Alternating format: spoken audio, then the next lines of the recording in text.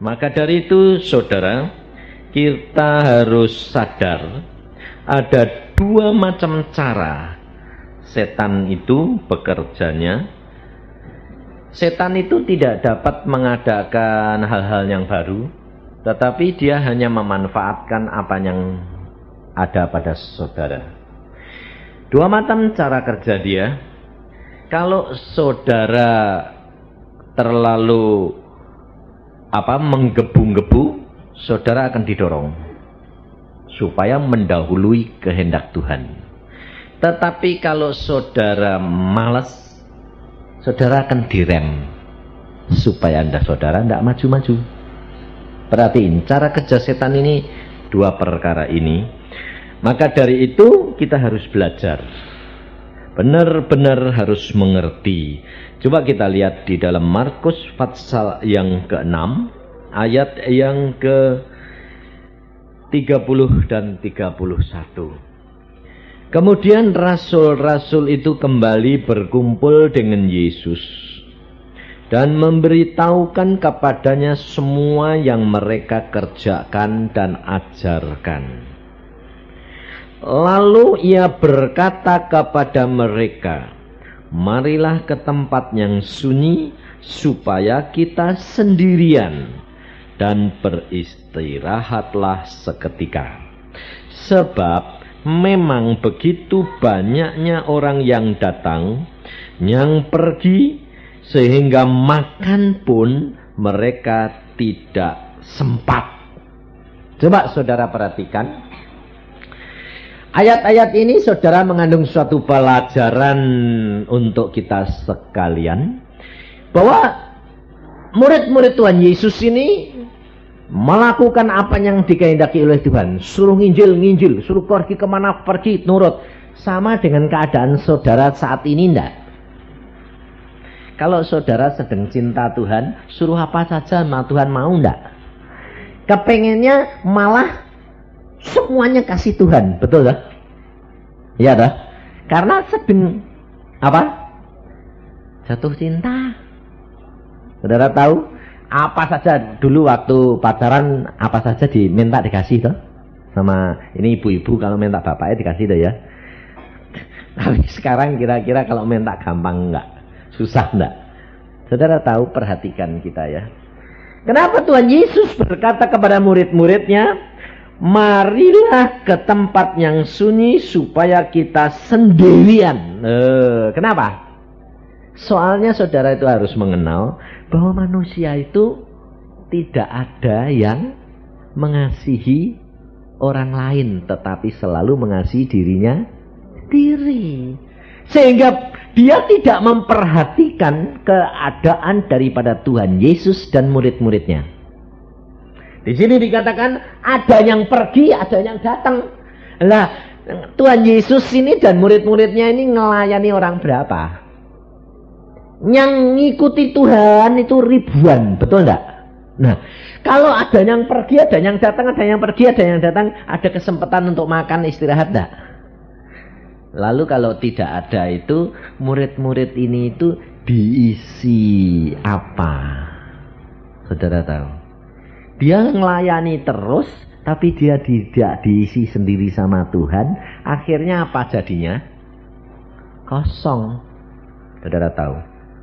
Ini kejatuhan dari hamba-hamba Tuhan itu di sini letaknya. Maka dari itu saudara, banyak hamba Tuhan bergelimpangan, jatuh, tidak lulus seleksinya. Kenapa? Karena mereka gagal, karena mereka kosong, tidak menyadari akan firman daripada Tuhan. Karena menurut pandangan mereka, kalau mereka itu bekerja, melayani, itu melayani Tuhan.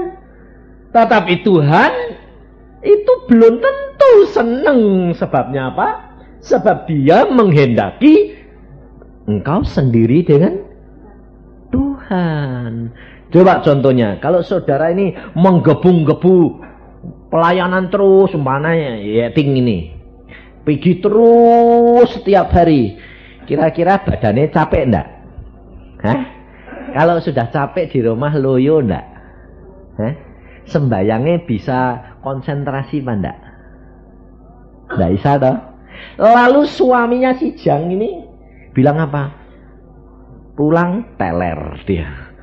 Lihat istrinya teler, anak-anaknya main sendiri. Kira-kira nanti rumah tangganya jadi apa? Berantakan, saudara. Coba perhatiin. Coba kita lihat di dalam 1 Samuel pasal 8. Supaya saudara itu belajar dari firman Tuhan ini benar-benar menurut apa yang dikehendaki oleh Tuhan Yesus. Jangan melampaui kehendak dia seenak sendiri, supaya jangan sampai nanti kecewa. Akhirnya kita kecewa semuanya, dan akhirnya kita bilang, loh aku ngelayani kok malah berantakan. Loh, saudara tahu? Di dalam 1 Samuel pasal 8 ayat yang ke 1, 2, dan 3. Coba perhatiin. Setelah Samuel menjadi tua, diangkatnya lah anak-anaknya laki-laki menjadi hakim atas orang Israel. Nama anaknya yang sulung ialah Yoel, dan nama anaknya yang kedua ialah Abia. Keduanya menjadi hakim di Beersheba, tetapi anak-anaknya itu tidak hidup seperti ayahnya. Mereka mengejar laba, menerima suap, dan memutarbalikkan keadilan. Lalu apa yang terjadi? Kedua anak Samuel ini ditolak oleh orang Israel. Sehingga orang Israel minta seorang raja. Saudara tahu? Padahal kalau saudara perhatikan, hidup Samuel ini bagaimana? Luar biasa baiknya enggak? Melayani Tuhan dari pagi sampai malam sibuk. Dan saudara perhatikan, kalau saudara baca kitab Samuel ini, saudara akan tahu setiap hari dia berjalan dari Rama ke Beersheba, muter terus seluruh daerah Israel dikunjungi dia, karena dia hakimnya. Tetapi mengapa anaknya jadi tidak beres? Sebabnya apa? Tidak ada waktu buat anaknya. Loh, anaknya kumpul sama siapa? Orang luar, yang korupsi, yang suka makan suap, yang tidak karu-karuan. Sehingga pada waktu Samuel tua, Samuel ngangkat anak-anaknya, orang Israel berkata, tidak mau kita mempunyai anak-anakmu menjadi hakim kita, karena dia tidak adil, dan dia menerima suap, dan dia tidak hidup dalam kebenaran seperti engkau bapaknya. Nah, mengapa anaknya tidak dapat nyontoh bapaknya? Sebabnya Samuel kerap kali pergi. Padahal anak itu kepengen lihat, paling gampang itu lihat papa mamahnya. Betul enggak? Kalau saudara ngomong sama anaknya, baca Alkitab, tapi saudara sendiri tidak baca Alkitab, kira-kira anaknya bilang apa? Enggak baca sendiri kok ngomong. Merintah. Betul enggak? Lalu kalau engkau tidak sebanyak sembayang, lalu kamu bilang sembayang, lalu anaknya bilang apa? Papa sendiri tidak pernah sembahyang. Saudara bisa ngomong apa? Saudara tahu? Maka dari itu saudara perhatikan. Belajar dari seluruh isi Alkitab. Terutama hamba-hamba Tuhan harus belajar dari pengalaman hamba-hamba Tuhan. Samuel gagal. Anaknya tidak jadi anak. Daud gagal karena dia jatuh dalam perzinahan, anaknya bunuh-bunuhan, dan anaknya pun jatuh dalam perzinahan. Saudara tahu? Maka dari itu, jikalau engkau di dalam Yesus adalah satu ciptaan yang baru, belajar firman Tuhan, dan harus ada waktu untuk keluarga. Saudara tahu? Sebab Tuhan Yesus sudah berkata, mari kita pergi ke tempat yang sunyi. Artinya menyendiri bersama-sama dengan murid-muridnya. Yesus memberikan contoh dan saudara harus lakukan. Jangan ditipu setan. Kita perhatikan di dalam Markus pasal yang ke-10. Ayat yang ke-13 sampai dengan ayat yang ke-16. Lalu orang membawa anak-anak kecil kepada Yesus supaya ia menjamah mereka. Akan tetapi murid-muridnya memarahi orang-orang itu. Nah, coba perhatiin. Murid-murid Tuhan Yesus ini harusnya nyontoh Yesus, enggak? Anak-anak dibawa, kenapa kok murid-murid marah? Yang dimarahi siapa? Anak-anak atau bapak ibu nih? Bapak ibu nih dimarahi. Sebabnya apa? Sebab itu bukan anaknya muridnya Tuhan. Saudara tahu, manusia tetap manusia, selalu mengasihi dirinya sendiri. Jadi kalau saudara tidak sadar dan memperhatikan anak-anakmu, siapa yang akan memperhatikan? Tidak ada, saudara tahu. Maka dari itu, pada waktu saya dipanggil Tuhan, saya bilang begini, Tuhan, saya membaca Alkitab berpuluh-puluh kali dan saya lihat tidak hampir semua anak-anak hamba Tuhan gagal. Saya bilang, kalau engkau panggil aku mau suruh pikir-pikir anakku gagal. Enggak Tuhan. Buat apa membawa anaknya orang masuk surga, anakku sendiri Anda selamat, saya bilang. Tidak menjadi saksi. Lalu Yesus berkata apa? Maka aku suruh kamu membaca Alkitab ini, maksudku apa? Supaya kamu belajar dari pengalaman hamba-hambaku. Mereka gagal karena mereka tidak menurut kepadaku. Maka aku berikan Roh Kudus memimpin kau ke dalam seluruh kebenaran. Dan kau akan tahu maksudku. Aku sendiri pun menghendaki supaya keluarga itu diselamatkan lebih dahulu. Pelayanan itu harus pelayanan keluar dan ke dalam. Saudara tahu, Yesus berkata apa? Bersihkan dulu cawan sebelah dalam. Maka dengan sendirinya yang di luar akan menjadi bersih. Tapi coba perhatiin, apakah sekarang ini saudara membersihkan dalam dulu atau luar dulu? Banyak luarnya yang digosokin atau dalamnya? Banyak pelayanan keluar atau ke dalam? Ayo jujur coba. Keluar toh?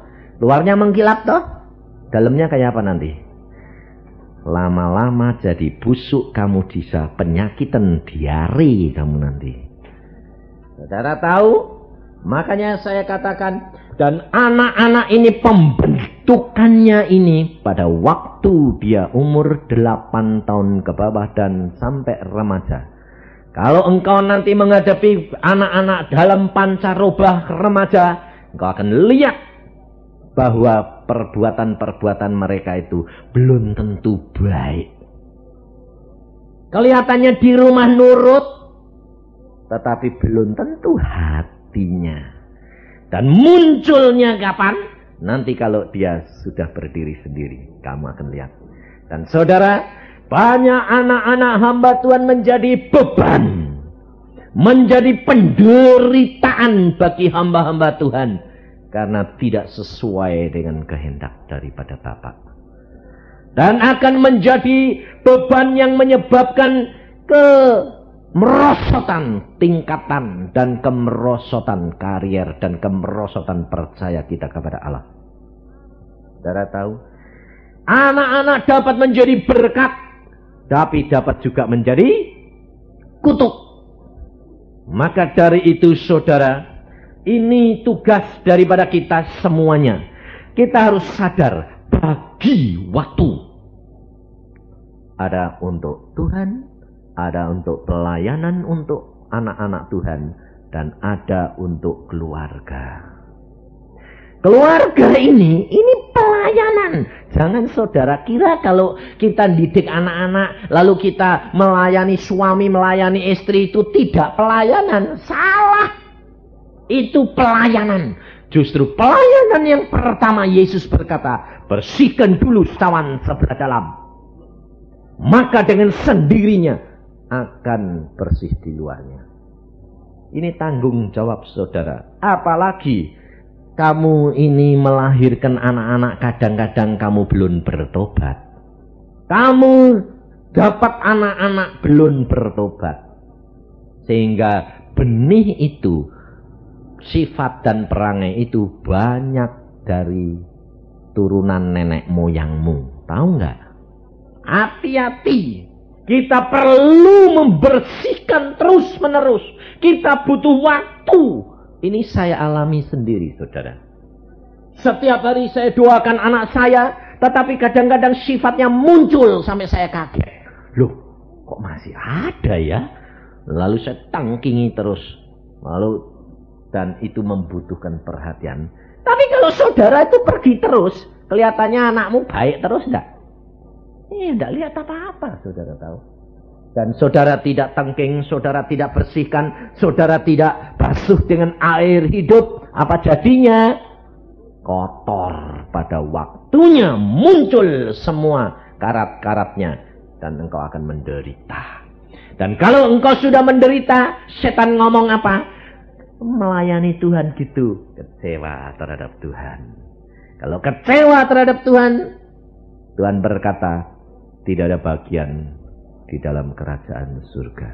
Maka firman Tuhan berkata, banyak orang berkata, aku mengajar dalam nama Yesus, aku membuat mujizat dalam nama Yesus. Yesus berkata, aku tidak kenal kamu. Hati-hati saudara. Karena apa? Karena kita tidak belajar dari firman Tuhan dan kita tidak menerapkan apa yang Yesus kehendaki. Maka dari itu saudara, belajar peka terhadap pimpinan Roh Kudus. Bagaimana caranya belajar peka ini? Hati-hati karena kerap kali karena saking cintanya kita kepada Tuhan, maka kepekaan kita ini menjadi salah.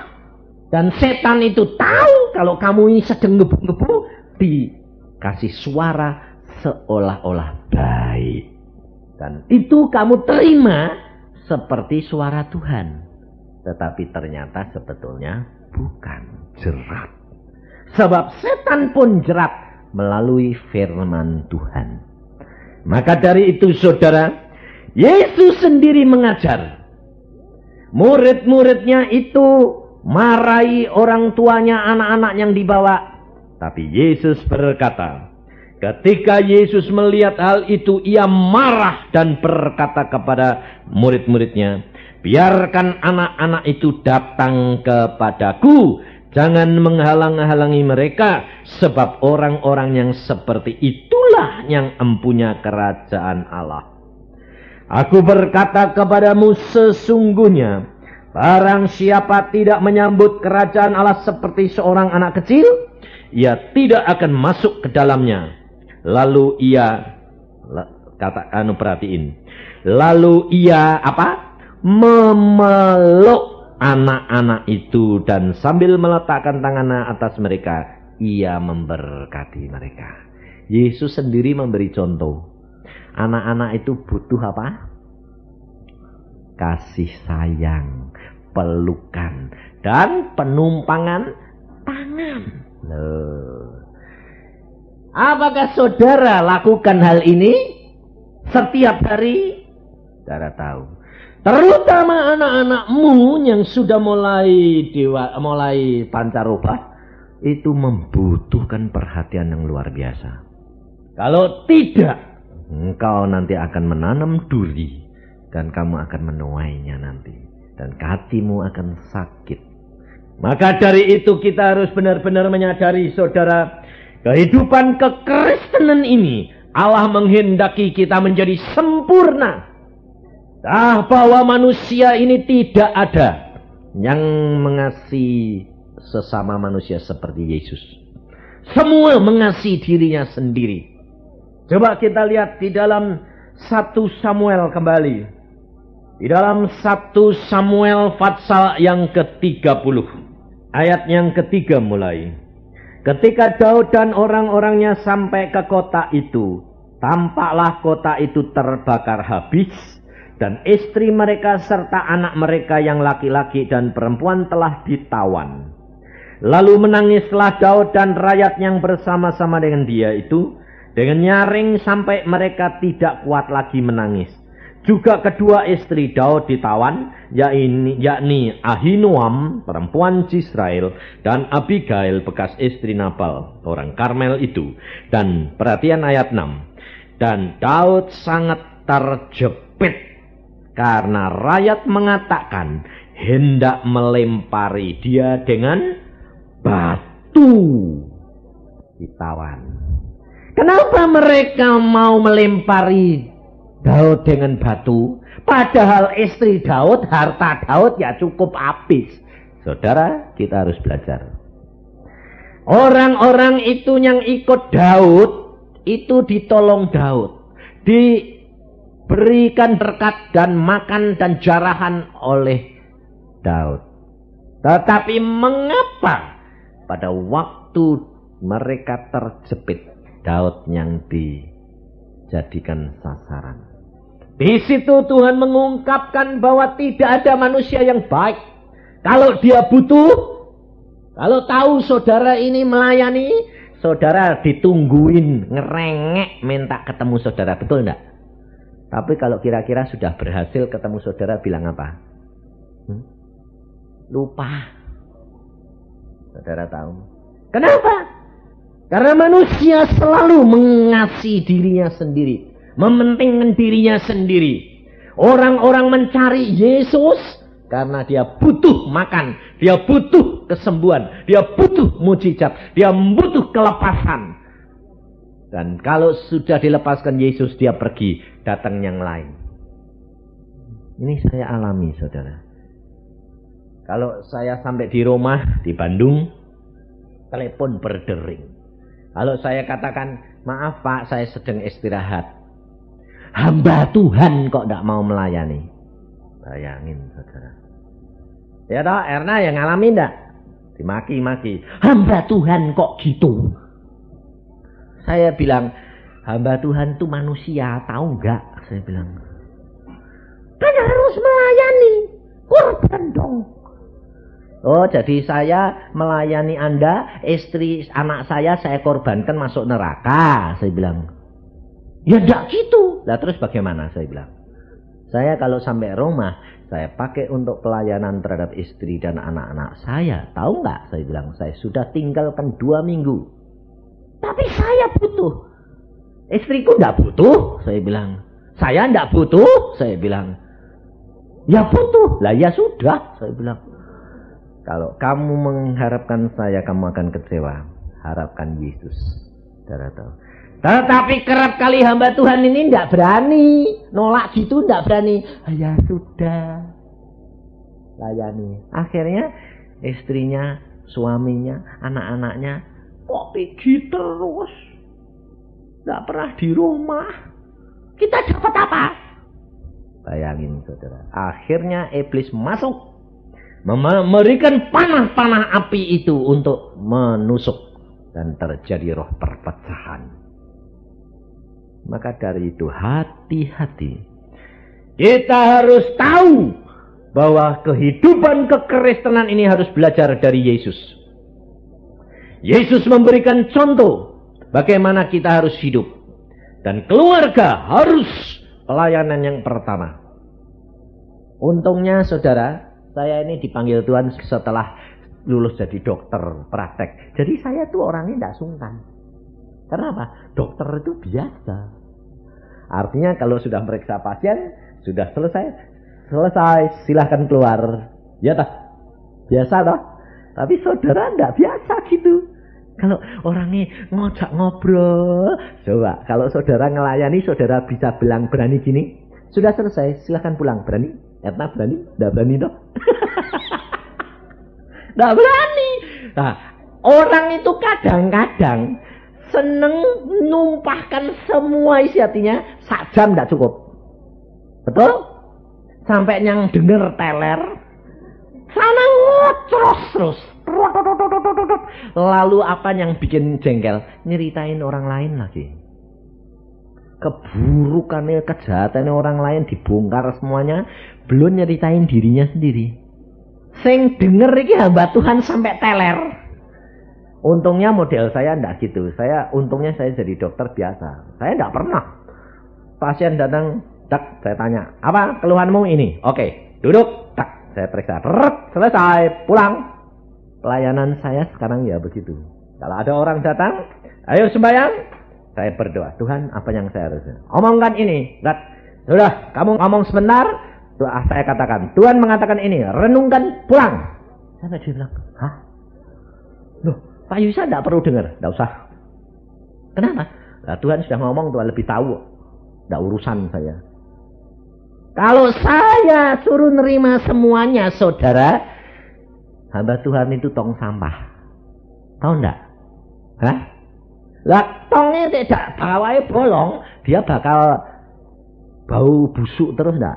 Lah, setiap hari yang datang itu kan, oh enggak, orang sama satu. Bau busuknya dia modelnya lain. Bau busuknya dia modelnya lain. Kita busuk, sisi parune jebol. Karena apa? Setiap saat mencium bau busuk tok. Betul enggak? Contohnya begini. Saya kasih contoh. Ada seorang hamba Tuhan, dia selalu melayani seperti Yeting ini tadi ngomong. Ke tempat kampung-kampung yang menderita. Coba, tiap hari kamu jalan lihat gitu terus. Lama-lama pikiranmu terpengaruh enggak? Penderitaan. Lama-lama kamu jadi biasa menderita. Cara berpikirmu dan imanmu bisa rontok. Sebabnya apa? Sebab kalau kamu tidak diisi dengan Yesus, visimu menjadi berubah. Saudara tahu? Karena apa? Orang itu biasa ketemu orang lama-lama, contohnya anak. Anak yang diasuh sama susternya. Nanti sifatnya sifat suster apa sifatnya bapaknya, mboknya? Hah? Aku ini pelayanan terus loh ya. Sifatnya anakku kok kayak susterku. Loh kenapa? Gak ada waktu. Padahal Tuhan ya tahu loh, aku ini sayang sama Tuhan.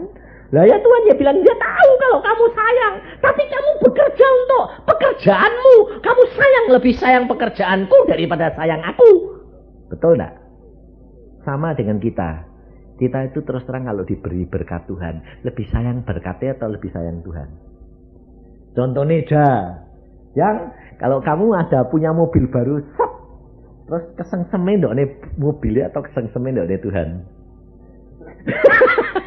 Kan mobilnya diisi-isi dah, kesenggol dah. Aduh. Loh, kalau Tuhan lihat bahwa kamu berkatnya itu kesenggol kamu aduh, lah Tuhan ini mbok senggol-senggol. Nggak sakit, saudara bilang. Ngerti nggak? Anak-anak kamu dia kepengen sepeda, terus dia main sepeda, terus siang malam mangan, ayo nak makan, nanti mah sepedanan terus. Kira-kira saudara kerap kali bilang apa? Sepedam tak buang nanti, tahu nggak? Coba, bawa beli ke makanan lalu anaknya makan itu dah. Ayo makan nasi, enak ini, tak buang kowe.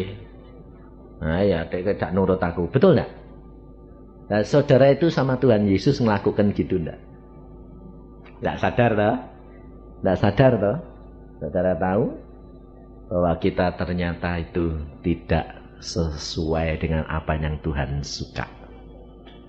Maka dari itu saudara kita harus benar-benar mengerti Tuhan Yesus menghendaki engkau untuk punya waktu dengan Dia. Dan waktu itu jangan kamu korbankan untuk pekerjaan. Engkau harus mengasihi Dia lebih dari segala-galanya. Makanya saya katakan, setiap pagi adakan waktu itu untuk Tuhan. Jangan diganggu-gugat. Kemudian kamu perhatikan waktumu. Sebagian untuk anak-anakmu. Jangan kamu ganggu-gugat. Sebagian untuk suami dan istrimu. Jangan kamu ganggu-gugat. Sebagian lagi pelayanan. Bagi waktumu, maka engkau akan melihat kemuliaan Allah dinyatakan dalam hidup saudara. Karena Tuhan itu tidak cemburu, cepat Pelayanan apa itu sebetulnya cepat, saudara. Sebabnya apa? Hikmat Allah ada. Ketemu seseorang, langsung Tuhan memberikan hikmat marifat. Langsung kamu tahu, orang ini problemnya begini. Berikan ini, selesai. Pulang. Saudara tahu. Tapi kerap kali kita sungkan sama orang. Wah, ndak enak ya Pak kalau diusir. Belum selesai. Saudara tahu. Dan akhirnya saudara tidak sungkan sama Tuhan. Kurang ajar enggak? Sungkan sama manusia, tidak sungkan sama Tuhan.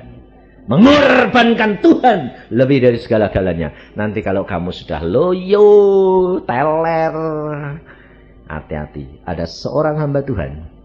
Dia cinta Tuhan, seorang pintar, seorang asing. Dia luar biasa pelayanannya dari pagi jam 7 sampai malam jam 10. Setiap hari. Dia tidak kawin. Perempuan lagi. Seorang sarjana. Dia cinta Tuhan. Lama-lama kosong melompong, kering. Sampai akhirnya bilang gini. Aku ini melayani Tuhan. Kok lama-lama jadi gini? Sampai dia bisa tanya, saudara. Tuhan itu ada enggak ya? Bayangin, saudara. Datang kepada saya itu bilang gini. Saya bilang gini, loh, kamu ini sarjana teologi, kamu ini jagoan, kamu ini terkenal, kamu ini dia harus hormati semua orang. Kenapa kamu datang pada saya? Pada waktu dia ngomong, saya berdoa, Tuhan apa? Kasih tahu, aku tidak suka yang dilakukan. Mengapa? Dia kalau datang kepadaku malam hari sudah loyo lalu sembahyang sambil tidur. Bagaimana aku beri dia air hidup setiap kali datang sudah loyo dan tidur. Saya bilang begitu, dia kaget. Oh ya, memang begitu. Betul. Itu betul, itu betul. Salah. Tuhan berkata, mau bertobat, minta ampun, dan kamu mulai ambil waktu khusus untuk Yesus. Dan jaga dirimu. Karena Tuhan berkata, dirimu, tubuhmu ini adalah bait Allah. Dan saudara harus sadar bahwa kemampuan manusia ini terbatas. Kau perhatiin. Kenapa Tuhan Yesus cuma melakukan siang hari malam sampai dia mengatakan kepalanya untuk istirahat. Dia istirahatkan saja, tidak ada. Dan Tuhan hanya kuat 3,5 tahun, saudara tahu. Mengapa? Karena tubuh manusia ini terbatas kemampuannya. Maka dari itu saudara harus sadar. Kamu harus berdoa kepada Tuhan. Minta hikmat Tuhan untuk membagi waktumu. Mana pelayanan, mana untuk anak-anak, mana untuk istri, mana untuk suami, mana untuk duduk diam di bawah kaki Tuhan. Saudara tahu. Itu yang Tuhan mau. Dan apabila itu kau lakukan dengan setia, kau akan melihat pelayananmu itu akan berkembang. Dan berkatmu itu luar dan dalam. Rohani dan jasmani. Kenapa? Kamu sehat. Bait Allahnya seneng. Allahnya yang tinggalnya seneng. Coba, kalau kamu tinggal di dalam rumah, rumahmu tidak pernah kamu bersihin. Karena saking sibuknya pelayanan di luar, sawangnya banyak, segalanya banyak. Yang tinggal di rumah kira-kira seneng enggak? Saudara kalau enggak seneng, Tuhan Yesus seneng apa? Saya kerap kali dikasih tahu Tuhan. Banyak hambaku menjadi pengerja-pengerja, tapi tidak menjadi pengabdi-pengabdiku. Tidak menjadi penyembah-penyembahku. Mereka hanya melakukan apa yang dia senang. Bukan yang melakukan apa yang aku senang. Saudara. Ini kehidupan kekristenan kita. Supaya saudara dan saya sadar. Bahwa hidup kekristenan itu harus seimbang. Jangan sampai pincang. Banyak anak-anak Tuhan suaminya bekerja setengah mati. Istrinya pelayanan, suaminya pulang hilang. Makanannya tidak ada. Wah, belum selesai. Jajan di luar, kecantol, bilang, waduh aku melayani Tuhan kok suamiku digondol orang. Saudara tahu, salah siapa? Salah siapa? Tuhan berkata, siapa salah? Karena engkau tidak bijaksana. Kau tidak indah di hadapan hadiratku. Sehingga engkau kehilangan visi. Ini loh saudara. Maka dari itu kita tidak perlu takut dan khawatir. Tetapi peka terhadap pimpinan Roh Kudus. Menjaga motivasi yang bersih. Dan saya yakin hikmat Allah, marifat Allah akan diberikan tahu kepadamu. Mana bagian Tuhan, mana bagian keluarga, mana bagian pelayanan. Supaya kemuliaan Allah nyata. Sebab saudara melayani kemana-mana, itu lo baik ya. Lalu masuk ke rumah saudara, lalu ketemu anakmu, lalu orang yang kamu cari ini tidak ada, ngomong-ngomong sama anaknya. Bagaimana papamu itu baik ya? Baik apa? Loh, kalau sama tante ya baik. Bagaimana kira-kira orang yang kamu layani akhirnya kecewa enggak? Saudara tahu. Banyak keluarga berantakan. Karena apa? Karena tidak melakukan firman Tuhan. Maka dari itu saudara, saya mengucap syukur. Tuhan berkata apa? Aku jamin. Aku jamin. Anak istrimu aku peliharakan. Tetapi engkau harus bagi waktu. Makanya saya tidak peduli. Setiap bulan saya mesti ada di rumah. Minimal 10 hari. Pelayanan saya kurangi. Saya banyak pakai untuk keluarga. Dan 1 tahun sebulan istirahat untuk keluarga. Jalan-jalan, rekreasi. Hamba Tuhan bilang, orang lain bilang, Pak, kok ada liburan? Yesus ada perjanjian dengan saya. Ada liburan. Saya tidak peduli. Jangan gitu dong Pak. Pelayanan padat. Padat biar padat. Yesus punya hak. Yesus punya maksud. Dan Yesus punya cara sendiri. Hambanya Tuhan mau merintah gampang. Kalau Tuhan mengatakan istirahat, istirahat saya. Kalau saya sebulan istirahat, saya tidak melayani saudara. Ada telepon, Pak konseling, maaf sedang istirahat. Kemarin dulu ditelepon di Jakarta. Pak, ini kesempatan tidak 1001 kali Pak. Kenapa? Wah, eksekutif Pak. Para menteri datang Pak. Supaya Pak Yusak mau membawa firman Tuhan.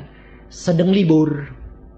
Kesempatan ketemu Pak Radius, Pak Domo, Pak Murdani, Pak Sumarlin. Jenderal pun tidak apa-apa. Saya sudah biasa ketemu Yesus. Saudara tahu? Kita kerap kali tidak taat dan setia. Tetapi kita mengingkari janji kita sendiri. Tidak. Apapun boleh terjadi. Yang penting Yesus. Saudara tahu. Karena dia segala-galanya bagi kita. Dan kita akan menyenangkan hati Yesus. Yesusnya senang dan saudara akan dibela Yesus. Hebat luar biasa. Ini hidup kekristenan. Mulai saat ini minta hikmat Allah. Pembagian waktu itu apa? Bagaimana? Dan kau lakukan. Saya jamin hidupmu akan dimuliakan oleh Allah. Di dunia dan di surga. Amin. Mari kita berdoa. Tuhan, firman-Mu sudah hamba sampaikan. Dan pada siang hari ini Tuhan buat anak-anak-Mu mengerti. Sehingga anak-anak-Mu boleh mempunyai marifat, hikmat yang daripadamu untuk membagi waktunya. Untuk mana untuk Tuhan, mana untuk keluarga, dan mana untuk pelayanan. Supaya kemuliaan-Mu dinyatakan. Dan nama Tuhan dipuji-puji dan dimuliakan. Karena melihat kemuliaan Allah ada di mana-mana. Jangan sampai Tuhan cinta kita kepadamu dimanfaatkan iblis. Sehingga kami didorong dan terjungkal. Dan akhirnya kita kecewa dan menangis di hadapan-Mu. Maka dari itu Tuhan hamba-Mu mengucap syukur. Kalau hamba-Mu Engkau boleh kasih pengalaman-pengalaman yang nyata. Sehingga hamba boleh berikan kepada mereka. Dan apa yang Engkau pesankan hamba sampaikan sesuai dengan firman-Mu. Karena ini semua adalah milik-Mu. Kami tidak mau gagal seperti Samuel Tuhan.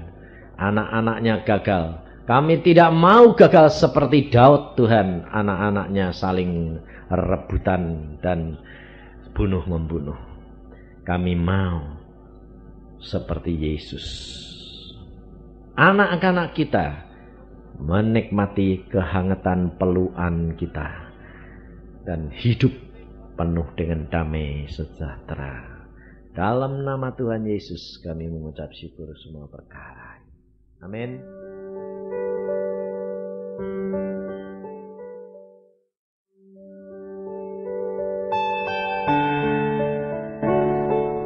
Tuhan Roh Kudus, Engkau yang berkarya dalam hidup kami, supaya kemuliaan Bapa nyata. Dalam nama Tuhan Yesus kami percaya.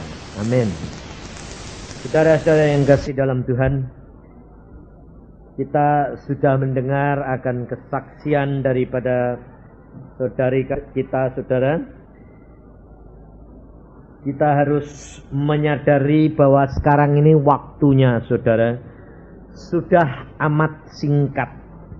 Kita harus tahu bahwa kita harus menyadari bahwa kita membutuhkan di dalam tiap-tiap keluarga itu minimal satu orang yang benar-benar mengenal akan Allah kita.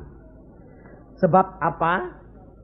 Kita belajar daripada firman Tuhan di dalam Roma pasal yang kelima ayat yang ke-18.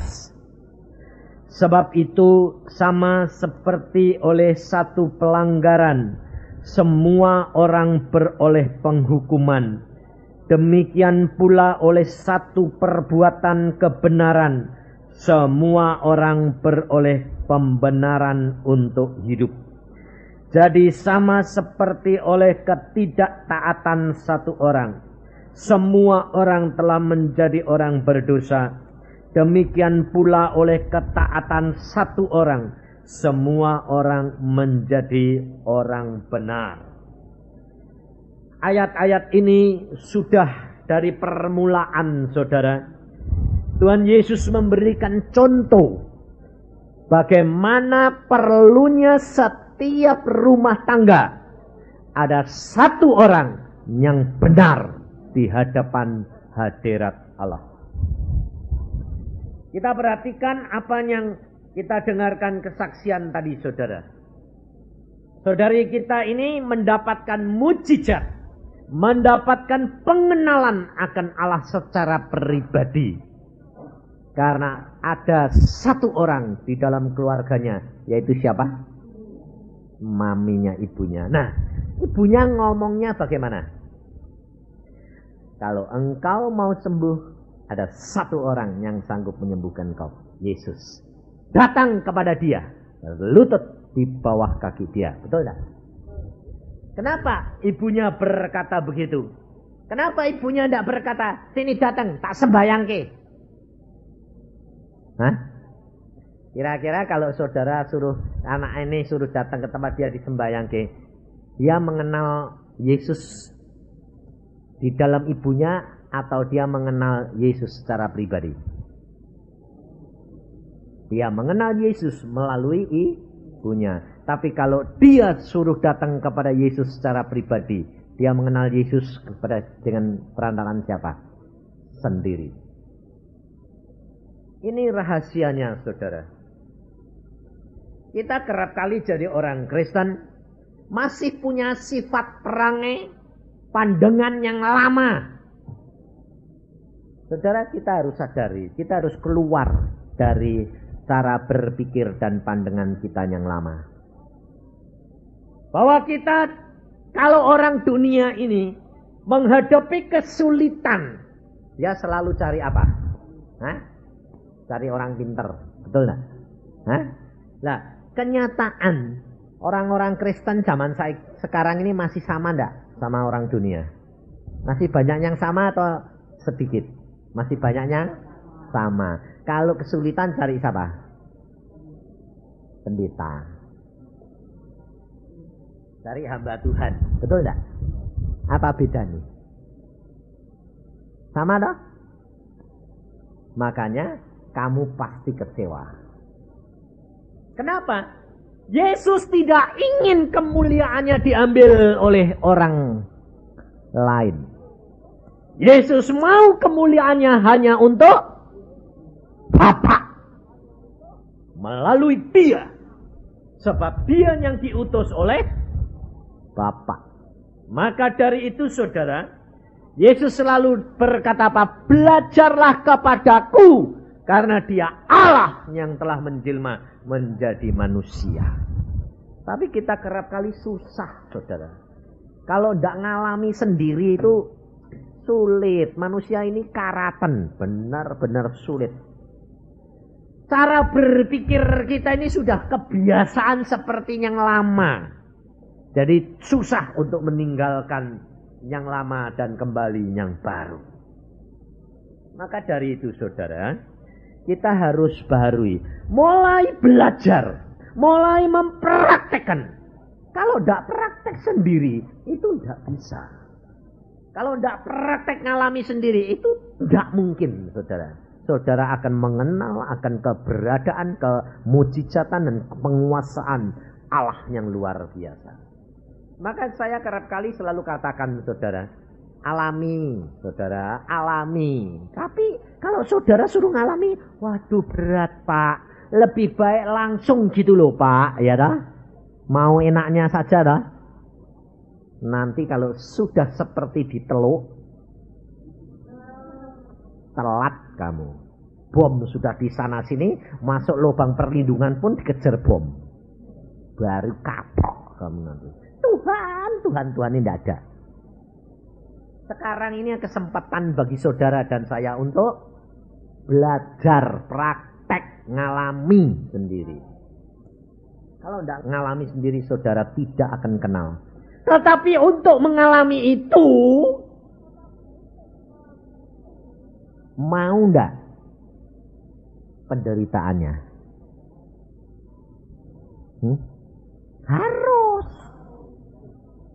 Saudari tadi yang saksi tadi setelah dia ketemu Yesus luar biasa itu, ngalami enggak kanker dulu? Ngalami enggak penderitaan dulu? Ngalami enggak buta dulu? Ngalami. Tapi sekarang dia bisa membuktikan bahwa Allah itu luar biasa. Kira-kira kalau ngalami kesulitan lagi, mesem atau malah ngomel? Mesem, sudah pernah ketemu, sudah percaya, sudah dengar sendiri. Saya selalu kalau katakan Tuhan Yesus itu luar biasa. Dia ngomong, saudara tidak pernah percaya. Kenapa? Tidak pernah aku ngalami. Tapi kalau sudah ngalami, saudara akan percaya bahwa luar biasa Allahku. Coba kita lihat di dalam bilangan ini. Supaya saudara itu mengenal akan Allahmu yang sesungguhnya. Mengapa dibiarkan Tuhan kita disuruh mengalami segala perkara itu? Sebab Tuhan itu mau mendidik, mau mengajar saudara dan saya. Supaya kamu kenali akan Allahmu. Nanti kalau di Roma, saudara baca akan firman Tuhan di dalam bilangan 14 ini. Tetapi saya akan petik bilangan 14 ini. Saya akan petik ayat 35. Aku Tuhan yang berkata demikian. Sesungguhnya aku akan melakukan semuanya itu kepada segenap umat yang jahat ini, yang telah bersepakat melawan aku. Di padang gurun ini mereka akan habis dan disinilah mereka akan mati. Kenapa Tuhan berkata begitu? Sebab Tuhan mau menyatakan bahwa bagaimana saudara hidup di luar Tuhan dan engkau hidup di dalam Tuhan. Ini kata-kata Tuhan Allah sendiri kepada kita. Di dalam ayat yang ke-32 mulai. Tetapi mengenai kamu, bangkai-bangkaimu akan berhantaran di padang gurun ini. Dan anak-anakmu akan mengembara sebagai pengembara di padang gurun 40 tahun lamanya. Dan akan menanggung akibat ketidaksetiaan sampai bangkai-bangkaimu habis di padang gurun. Sesuai dengan jumlah hari yang kamu mengintai negeri itu, yakni 40 hari, 1 hari dihitung 1 tahun. Jadi 40 tahun lamanya kamu harus menanggung akibat kesalahanmu. Supaya kamu tahu rasanya. Perhatikan. Supaya kamu tahu rasanya jika aku berbalik daripadamu. Aku Tuhan yang berkata demikian. Saudara mau ndak dididik Tuhan? Lebih baik nurut atau sudah dipukul dulu baru kamu mau nurut? Terserah, kamu boleh pilih kok. Kalau kamu mau dipukul dulu, rasain biar gepeng. Sebab Allah sudah berkata, supaya kamu tahu rasanya. Kalau engkau disertai Allah dan engkau tidak disertai Allah. Maka dari itu saudara, firman Tuhan di dalam ayat ini dia berkata keras sekali kepada orang-orang Israel. Dan saudara harus sadar, saudara dan saya ini orang Israel rohani. Dan kalau Allah memperingatkan kepada kita supaya kita ini sadar, sementara saudara belum ditinggalkan oleh Allah. Sebab kalau engkau sudah ditinggalkan oleh Allah, penderitaan demi penderitaan engkau pasti alami. Sebab kamu akan jadi bulan-bulanan setan. Ada seorang perempuan, dia pada waktu kecil dia mengenal Tuhan. Kemudian setelah besar dia murtad. Dia kecewa terhadap Tuhan. Setelah dia kecewa beberapa tahun, dia bertobat kembali. Dan dia bertobat sungguh-sungguh. Dan dia akhirnya berdoa begini, Tuhan, aku minta belas kasihan-Mu. Buat Tuhan aku supaya mengalami, supaya aku jangan sampai murtad lagi. Sebab pada waktu dia murtad, lalu dia dihajar oleh Tuhan, dan dia kembali bertobat, lalu dia berkata, Tuhan, kalau aku tidak ngalami sendiri, aku bisa murtad lagi. Akhirnya Tuhan berkata apa? Oke, kamu minta? Oke. Dan aku tahu kalau aku tidak beri kamu pengalaman yang luar biasa, kamu bakal murtad lagi. Lalu dia bilang, iya Tuhan, betul. Beri aku pengalaman. Nah, saudara berani ngomong seperti itu? Apa terjadi? Tuhan dengar akan permohonan dia. Dia dibawa dalam neraka. Dalam alam maut. Dibawa masuk ke tengah-tengah bumi. Dan dia ditunjukkan oleh Tuhan alam maut. Di situ ada ketemu setan. Di situ setan sedang menyiksa orang. Di situ setan sedang mengejek, mengajar dan membuat bulan-bulanan manusia. Daging ini sampai rontok semuanya. Dan Tuhan berkata, kamu lihat? Iya Tuhan. Tidak cukup. Kamu harus ngalami. Dan ternyata dia ditinggal Tuhan di alam maut 40 hari. Tuhan berkata, kamu tinggal di sini 40 hari alami. Kalau kamu sudah ngalami sendiri, nanti kamu tidak bakal murtad. Dan ternyata dia pada waktu ditinggal, setannya datengin dia dan ketawa-ketawa bilang, sekarang saatnya aku buat mainan kamu. Lalu dia bilang, Tuhan tolong. Tuhan bilang, katanya mau ngalami. Rasain. Tinggal sama Tuhan. 40 hari penderitaan luar biasa. Sampai daging dia pernah dilolosi. Lalu perut dia dibuntung jungkir balikan. Lalu lidah dia tarik-tarik sampai sengsaranya luar biasa. Lalu setelah itu Tuhan datang. Lalu Tuhan bawa dia. Dia berkata, Tuhan, Setelah aku ngalami di alam maut, aku tidak akan meninggalkan kau. Sengsaranya luar biasa. Dan rasa itu tidak pernah hilang seumur hidup. Tetapi sekarang dia tiap ketemu orang diinjili. Cepat bertobat, cepat bertobat. Tapi tidak banyak orang yang percaya. Maka dari itu saudara, memang sulit sekali untuk orang bisa bertobat dan tetap tinggal setia. Di Rusia ada sekelompok insinyur, dan itu ditulis di dalam koran, majalah yang sangat terkenal. Pengalaman daripada kelompok insinyur ini, dia mengebur bumi. Dia ngebur bumi. Untuk apa? Menyelidiki lapisan-lapisan bumi. Pada waktu dia mencapai 12 mil, bornya ini nyeplos.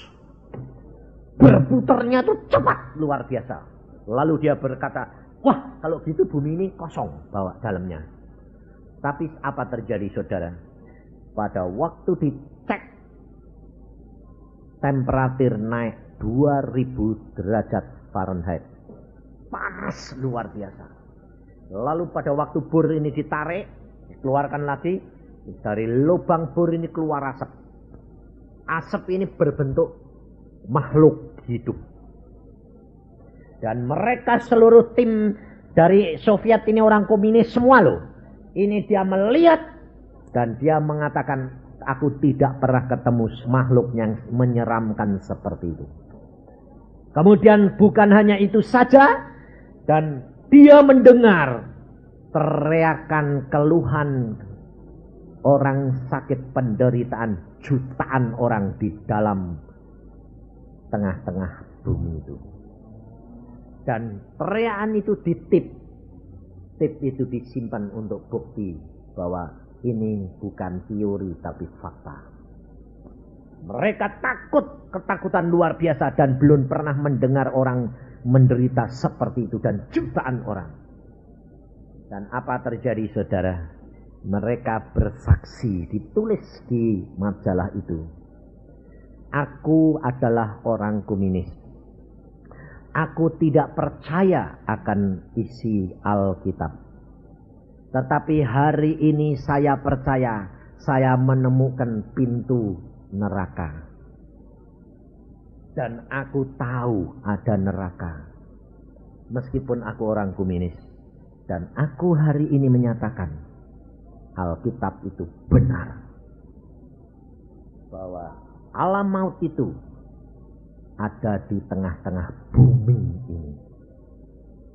Maka dari itu saudara, ilmu pengetahuan akan membuktikan bahwa Alkitab ini ya dan amin, benar.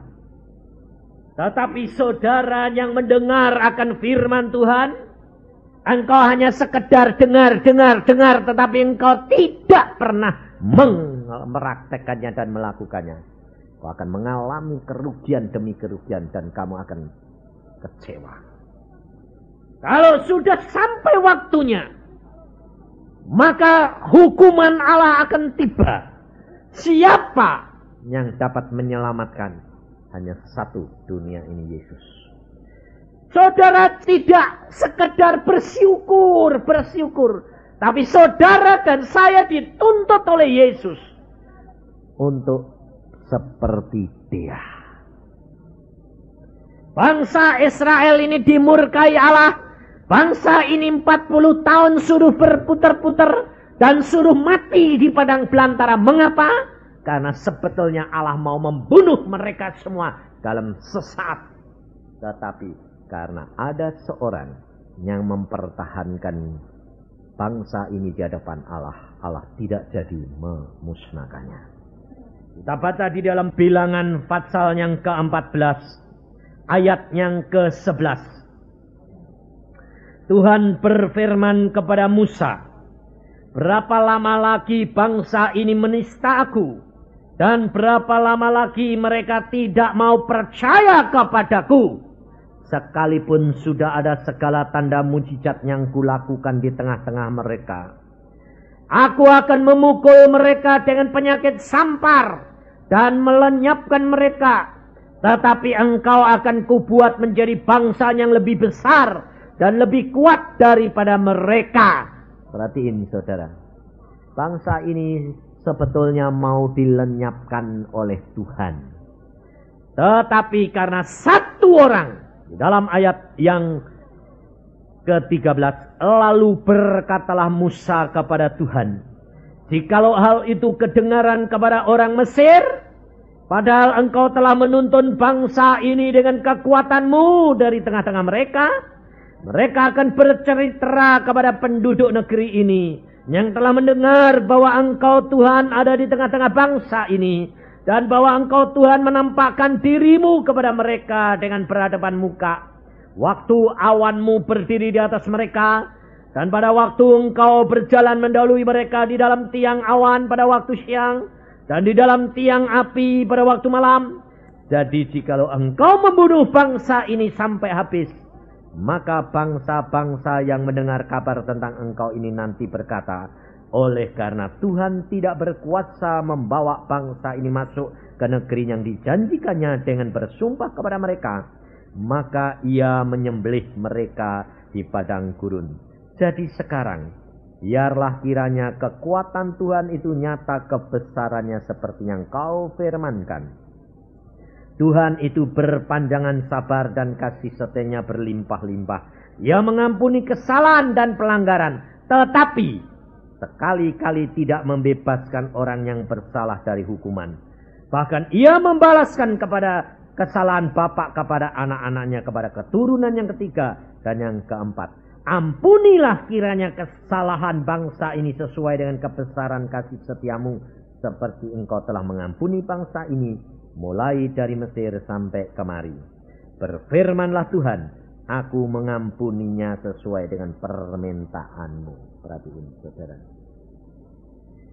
Seluruh bangsa Israel diampuni karena siapa? Satu orang Musa yang berkenan di hadapan hadirat Allah.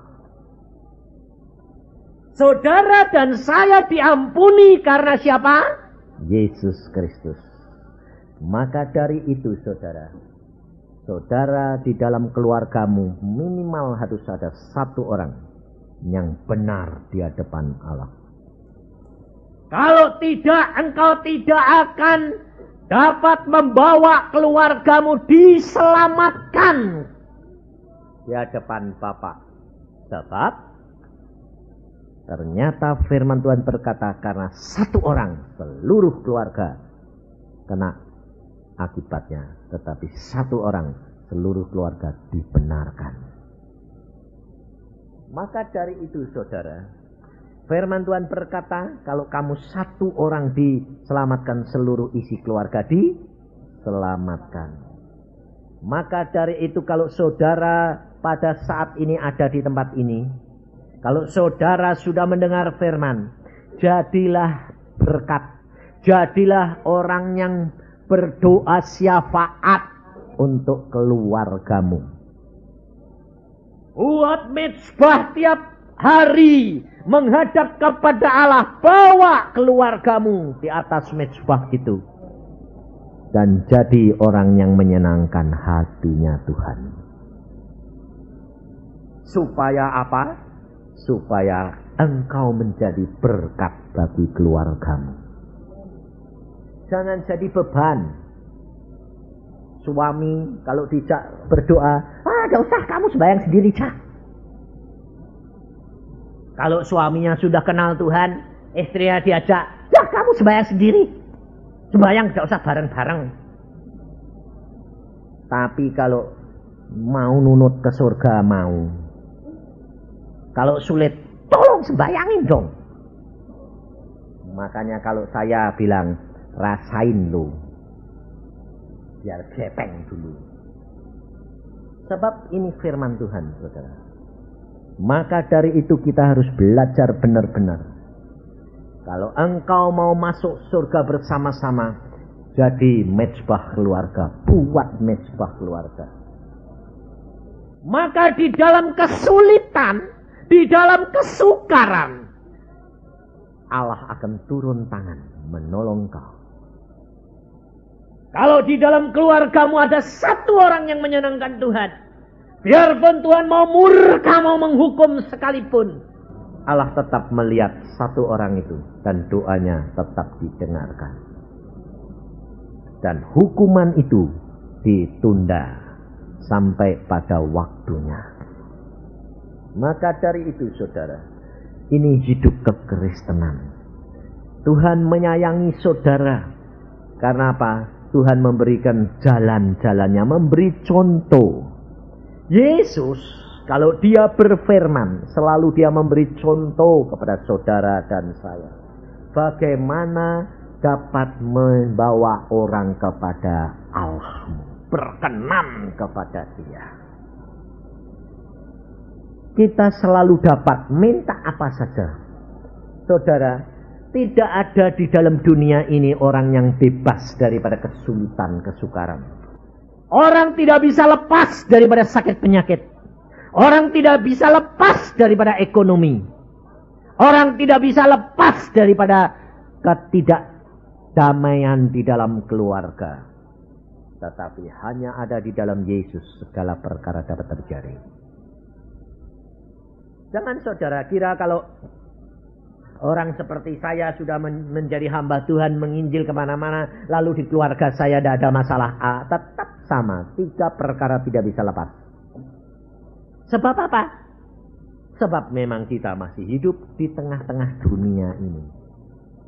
Kalau ada wabah, otomatis kita terancam enggak? Otomatis. Sakit penyakit, kolera, demam berdarah, flu, terancam enggak? Terancam.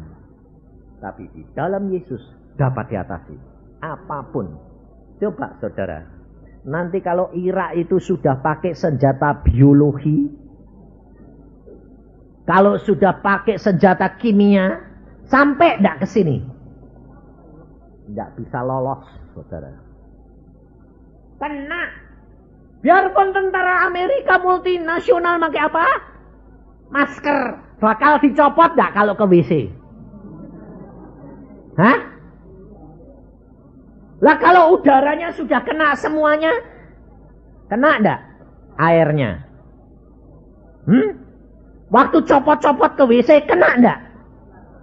Kena. Dan mati sekalipun bakteri itu tidak bisa mati. Karena itu virus. Saudara tahu? Dan itu akan dibawa angin kemana? Ke seluruh dunia. Termasuk Indonesia. Kamu terancam enggak? Hah? Kamu mau pakai masker terus? Hidup di rumah kaca terus? Tetap tidak bisa. Siapa yang sanggup melepaskan? Firman Tuhan jamin. Coba lihat di dalam Wahyu. Saudara tahu, kita ada jaminan, saudara. Kita tidak perlu takut, kita tidak perlu khawatir. Asalkan engkau menjadi pelaku-pelaku firman, segala masalahmu akan diatasi oleh Tuhan. Di dalam Wahyu pasal yang ketiga, ayat yang ke-8 sampai dengan ayat yang ke-10. Aku telah membuka pintu bagimu yang tidak dapat ditutup oleh seorang pun. Aku tahu bahwa kekuatanmu tidak seberapa. Namun engkau menuruti firmanku dan engkau tidak menyangkal namaku. Lihatlah beberapa orang dari jemaah iblis, yaitu mereka yang menyebut dirinya orang Yahudi, tetapi yang sebenarnya tidak demikian, melainkan berdusta. Akan kuserahkan kepadamu. Sesungguhnya aku akan menyuruh mereka datang dan tersungkur di depan kakimu dan mengaku bahwa aku mengasihi engkau. Karena engkau menuruti firmanku untuk tekun menantikan aku, maka aku pun akan melindungi engkau dari hari pencobaan yang akan datang atas seluruh dunia untuk mencobai mereka yang diam di bumi. Yang dapat lepas siapa? Orang yang menurut firman Tuhan dan menantikan Tuhan. Aku akan melindungi engkau dari hari pencobaan yang akan melanda dunia ini. Tapi yang dijamin siapa? Pelaku firman menantikan Tuhan. Dua perkara jangan lupa. Pelaku firman berarti dia baca firman. Lah kamu ini baca terus ndak tiap hari? Tidak, kamu mau sing mbok lakuke apa? Wong baca belum. Lalu menantikan. Orang yang menantikan Tuhan orang apa? Sembahyang. Iya toh? Jadi orang yang menantikan Tuhan itu yang penuh dengan berdoa sampai Tuhan berbicara. Itu orang yang akan lepas dari pencobaan. Apapun, perhatikan kesaksian tadi. Dia mendapatkan kesembuhan setelah Yesus berbicara. Loh. Orang mendapatkan kelepasan daripada ekonominya setelah Yesus berbicara. Firman-Nya yang akan digenapi, bukan pikiran kita. Maka dari itu belajar akan firman Tuhan, menjadi pelaku firman. Engkau akan mengalami. Saya saudara mengalami semuanya apa yang tertulis di dalam Alkitab. Luar biasa Alkitab ini. Apa saja Tuhan berkata, apa saja yang kamu minta engkau dapat. Benar. Aku minta apa saja dapat. Tapi mintanya sama Bapa, bukan minta sama manusia. Kita kerap kali masih punya pikiran yang lama. Mengharapkan manusia, mengharapkan orang, kecewa saudara. Sebab Alkitab sudah berkata, terkutuk orang yang berharap pada manusia. Tujukan pikiran dan hatimu kepada Dia pribadi. Setiap hari isi hati dan pikiranmu dengan firman penuh-penuh.